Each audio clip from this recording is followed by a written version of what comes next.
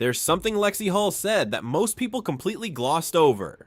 In a league that's been completely transformed by one player, Hull finally opened up about what it's actually like to share a locker room, a court, and a spotlight with Caitlin Clark. And what she revealed wasn't what most people expected. It wasn't a glowing endorsement wrapped in PR polish. It wasn't a subtle dig either. It was something more honest than either of those things. And that honesty is exactly why it deserves a closer look. Because when you strip away the highlight reels and the ESPN chyrons and the social media noise, there's a real story happening inside the Indiana Fever that very few people are actually talking about. Before any of this makes sense, you need to understand who Lexie Hull actually is.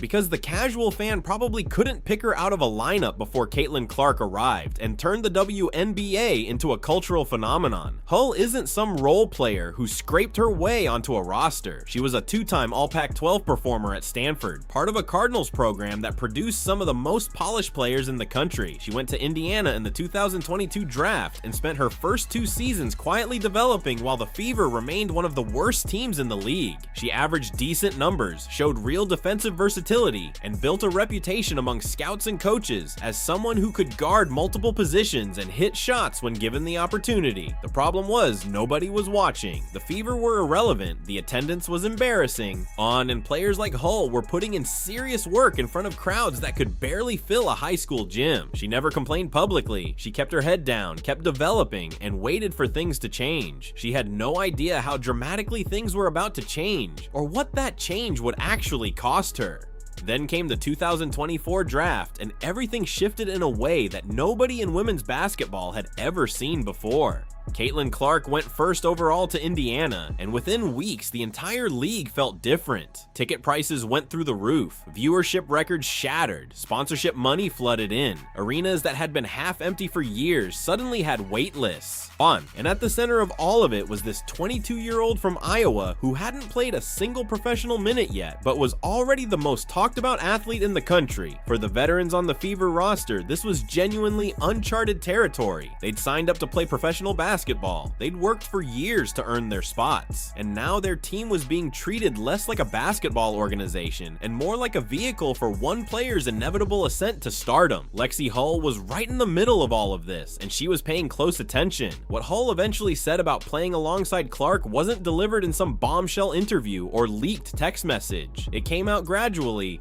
through a series of media availabilities and candid moments where Hull's natural honesty surfaced despite the careful PR environment professional athletes operate in. She talked about the adjustment. She talked about what it meant to suddenly play in front of sold-out crowds every single night. She acknowledged that Clark's presence had changed things in ways that went beyond basketball. But there was a particular moment, a particular phrasing that stood out to people who were listening carefully. Hull described the experience as humbling, not inspiring, not exciting, humbling, and that word choice tells you everything you need to know about how complex the situation actually is for the players who aren't Caitlin Clark.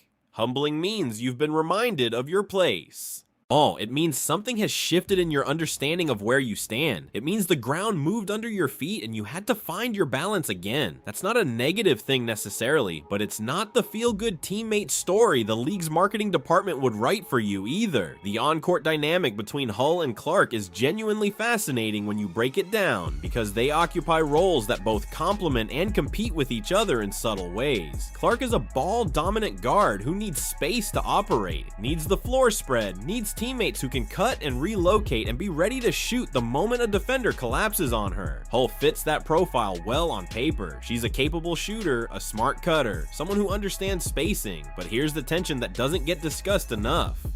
Hull came into the league with real aspirations to be a featured piece, not a complimentary one. She spent 2 years developing her game with the expectation that the Fever would eventually build around their young core in a more balanced way. Then Clark arrived and that calculus changed overnight. Suddenly Hull's best path to success was defined almost entirely by how well she could serve Clark's game, rather than how well she could express her own. That's a difficult psychological shift to make, and it's one that most players in that situation will never fully admit to in public. The media circus that descended on the Indiana Fever in 2024 was unlike anything the WNBA had ever dealt with. Every game was a national event. Every practice had more cameras than some some franchises saw in an entire season. Every locker room interaction was dissected and analyzed, and while Clark was obviously the center of attention, that level of scrutiny doesn't stay contained to one player. It bleeds into everything. Teammates get asked constantly about Clark, their performances get evaluated in relation to Clark, their social media numbers, their endorsement opportunities, their public profiles all get filtered through the lens of their proximity to Clark. For some players, that's a massive opportunity. For others, it's suffocating. Hull seemed to navigate it with more grace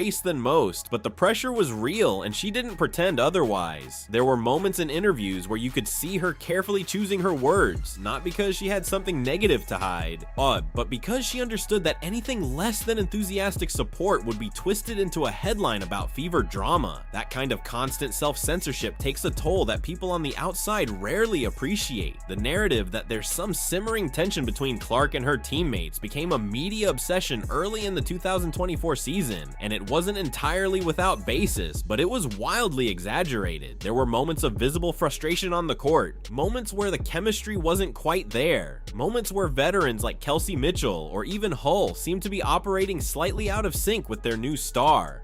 But that's true of every team that adds a transformative player. The adjustment period is real. The recalibration of roles takes time. What the media did was take those normal growing pains and amplify them into something conspiratorial, reading every sideline expression and every post-game comment for signs of a locker room that was fracturing under the weight of the Clark phenomenon. Hull found herself in an especially delicate position here because she was perceptive enough to articulate the nuance, but visible enough that anything she said could be stripped of context and turned into clickbait. She walked that line carefully, and mostly she walked it well. What people also don't talk about enough is the financial reality of what Clark's presence meant for players like Hull. The Fever's revenue exploded in 2024. The league negotiated better broadcast deals. Attendance records fell.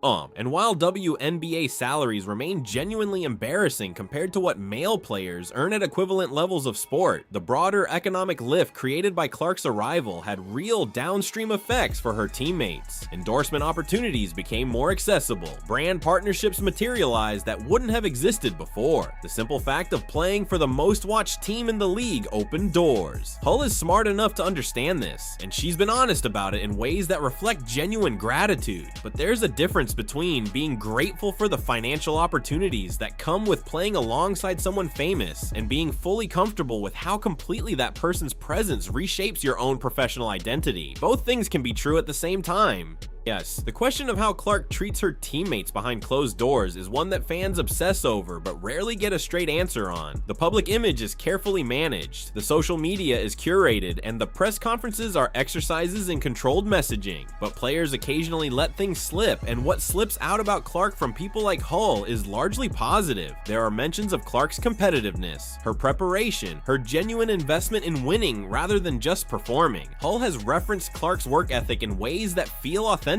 rather than scripted, describing someone who takes the craft seriously and pushes the people around her to do the same. But Hull has also, in quieter moments, hinted at the difficulty of being in Clark's orbit when the attention disparity is so extreme. Not as a complaint, some more as an acknowledgement of reality. The kind of thing you'd say to a close friend after a long day when the cameras are finally off and you're just being honest about how strange this whole situation is. The 2024 season ended with the Fever making the playoffs for the first time in years, which was a genuine achievement and one that multiple players contributed to. Hull's role evolved throughout the year as the coaching staff figured out how to maximize a roster that had been completely reconfigured around Clark's arrival. There were stretches where Hull was clearly the team's second option, where her shooting and defensive versatility were genuinely crucial, and there were other stretches where she seemed to disappear into the background.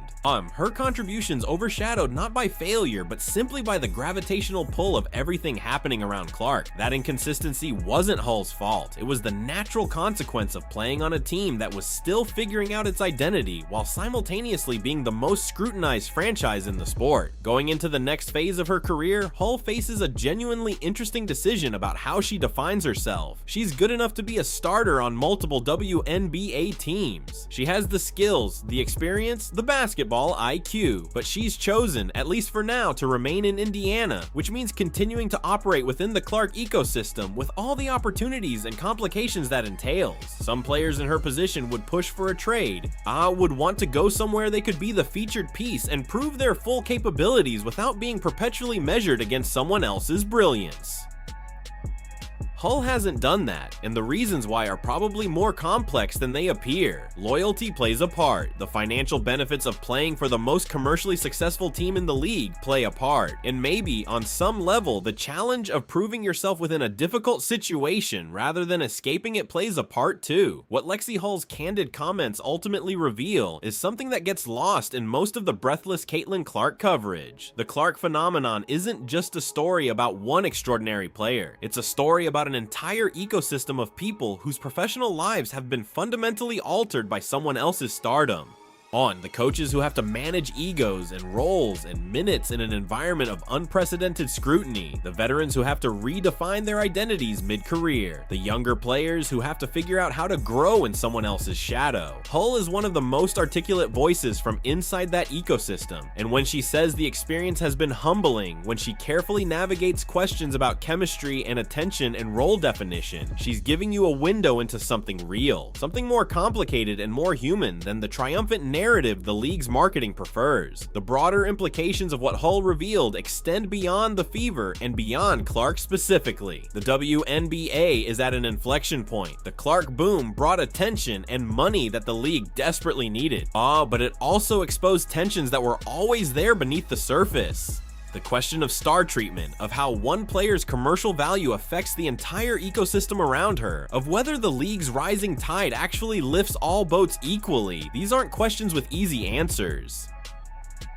Hull's experience is a case study in what it actually looks like when a sport gets a transformative talent and has to figure out, in real time, how to handle everything that comes with it. There's also the mental health dimension that almost never gets addressed in mainstream coverage of this story. Playing professional sports at the highest level is already one of the most psychologically demanding things a human being can do. Add in the specific pressure of performing alongside the most scrutinized athlete in your sport, of having your every move analyzed in relation to someone else, of being simultaneously elevated and overshadowed by the same phenomenon, and you have a psychological situation that would challenge even the most mentally resilient competitor. Hull has never complained about this publicly in explicit terms, but the careful way she speaks, the obvious effort she puts into framing things positively while still being honest, suggests someone who has done real internal work to find peace with a situation that isn't always easy to be at peace with. Clark herself, to her credit, has repeatedly gone out of her way to credit her teammates in public settings. She talks about Hull specifically in terms that reflect genuine respect, acknowledging her defensive contributions and her ability to make plays that don't always show up in box scores. Whether that translates into the full dynamic that Hull and her teammates actually experience day to day is something only the people in that locker room truly know. But the public signals at least suggest an awareness from Clark's side of the equation that her success doesn't happen in a vacuum, that it requires real contributions from people who deserve recognition beyond being referred to as Caitlin Clark's supporting cast. What makes Hull's perspective so valuable is that she's not an outsider looking in. She's not a former player offering retrospective analysis or a media commentator reading between lines. She's someone living it in real time, navigating all the complexity and weirdness and genuine excitement of being part of something historically significant, while also wrestling with what it means for her own career and her own sense of professional identity. That combination of proximity and self-awareness is rare, and the moments when it surfaces in her public comments are worth paying attention to precisely because they're so different from the sanitized version of this story that most outlets are happy to tell. At the end of it all, the thing that Lexie Hull's honesty really points to is this: the Caitlin Clark era in the WNBA is genuinely remarkable, genuinely important, and genuinely worth celebrating, but it's also genuinely complicated for the people closest to it, the teammates who give up touches and attention and identity pieces so that the machine can run. On the veterans who find themselves recast in roles they didn't expect at this stage of their careers. The players who are trying to figure out who they are professionally in an environment that keeps telling them who they are is secondary to someone else's story. Hull has navigated all of that with more grace than she probably gets credit for, and the next time she says something that sounds carefully worded or diplomatically ambiguous, listen for what's underneath it, because there's always more there than what makes the highlight real.